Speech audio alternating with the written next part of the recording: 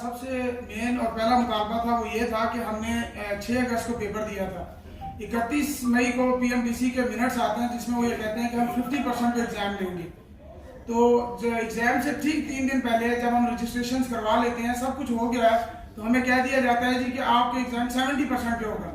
اور ہمیں 70% ظاہر سی بات ہے, ہم نے رجسٹریشن کروا لی ہے, ایگزام سے 3 دن رہ گئے, تو ہم نے ایگزام تو دینا تھا, نہیں دیتے تب بھی فیل تھے. ہم نے ایگزامز دیے, جن بچوں کے 1201 نمبر ہیں, ہمارا یہ مطالبہ تھا 1201 بچے جن کے 50% سے ابو مارکس ہیں, ہمارا یہ مین مطالبہ یہ تھا کہ ان کو پاس کیا جائے. جس پہ ہم نے 15 اگست کو پروٹیسٹ ریکارڈ کروایا, ہم نے کشمیر ہائی وے بند کی, تو تب بھی ہمیں انہوں نے یقین دہانی کرائی کہ ہم جی آپ لوگوں کو انشاءاللہ ریٹروسپیکٹولی پاس کر دیا جائے گا. پھر ہمیں پاس نہیں کیا گیا. 10 اکتوبر کو پھر ہم نے پروٹیسٹ کیا, 20 کو پھر ہم نے کیا, اور اب جب کیا تو ہمیں کہہ رہے ہیں جی کہ ہم آپ کو بالکل بھی ایسا نہیں کریں گے. اور اس کے بجائے انہوں نے ہمیں پکڑ کے مارا اور گرفتار کیا, اور ایک بھائی کا ہاتھ بھی توڑ دیا. دوسری بات یہ کہ جو ہمارا مین مطالبہ وہ ایک ہی ہے کہ ہمیں ریٹروسپیکٹولی پاس کیا جائے, جو 12 سے 1 بچے ہیں, اس کے علاوہ اور ہمارا مطالبہ نہیں ہے. ایگزام شیڈیول یہ ہمارے بعد میں آتے ہیں مطالبات. دوسری بات, ہم اپنا سارا مینڈیٹ جو بھی تمام فرنٹ میڈیکل گریجویٹس ہیں پاکستان کے, وہ وائی ڈی اے پنجاب کے حوالے کرتے ہیں. وائی ڈی اے پنجاب آج سے ہمارا مینڈیٹ انشاءاللہ لے کے چلے گی. وائی ڈی اے پاکستان انشاءاللہ اور specially Y D A Punjab یہ ہمارا مینڈیٹ لے کے پی ایم ڈی سی کے پاس جایا کرے گی, اور انشاءاللہ آج سے وائی ڈی اے پنجاب ہی وائی ڈی اے پاکستان ہی ہماری آواز ہوگی. Thank you so much. اچھا, یہ فرمائیے گا کہ یہ جو آپ اسٹوڈنٹس کے اوپر جو تشدد ہوا ہے, مطالبات آپ کے سارے جائز ہیں, تمام چیزیں ٹھیک ہیں, اور پہلے بھی آپ احتجاج کرتے رہے ہیں, لیکن یہ کہ اس طرح کا پرتشدد جو ہے وہ رویہ پولیس کا پہلے نہیں تھا.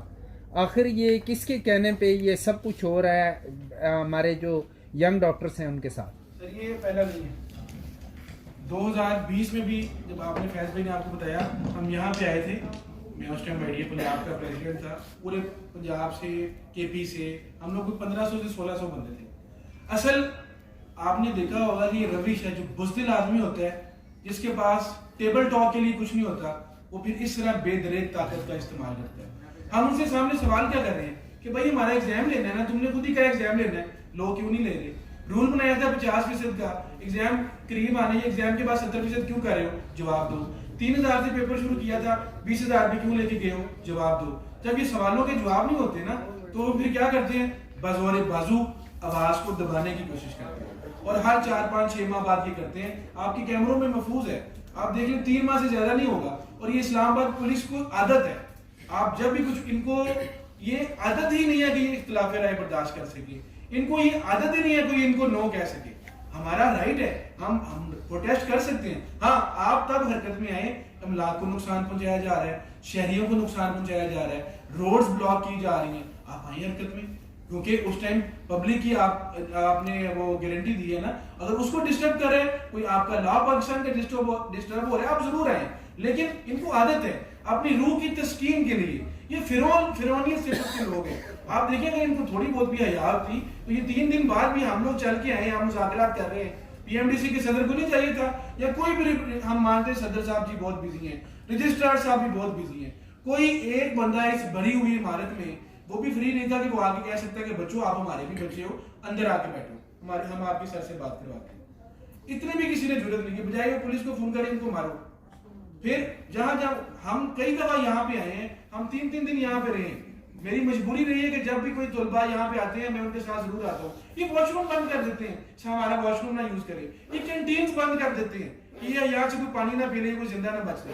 تو ان سے ہم کیا ایکسپیکٹ کر سکتے ہیں؟